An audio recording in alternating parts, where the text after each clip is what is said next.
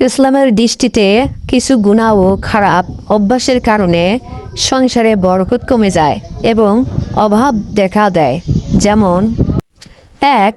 নামাজ না পড়া। নিয়মিত নামাজ না পড়লে জীবনে বরকত কমে যায়।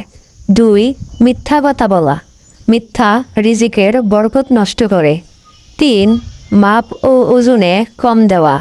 ব্যবসার প্রতারণা করলে আল্লাহ বরকত তুলে নেন। ৪. মা বাবার অবাধ্য হওয়া।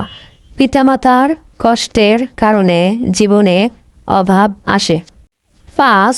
আত্মীয়তার সম্পর্ক নষ্ট করা। আত্মীয়দের সাথে সম্পর্ক ছিন্ন করলে রিজিক কমে যায়। ৬. অপচয় করা। অযথা টাকা খরচ করলে সংসারে অভাব দেখা দেয়। ৭. হারাম উপার্জন করা।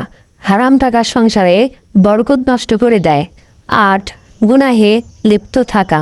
বেশি গুনাহ করলে আল্লাহর রহমত কমে যায়।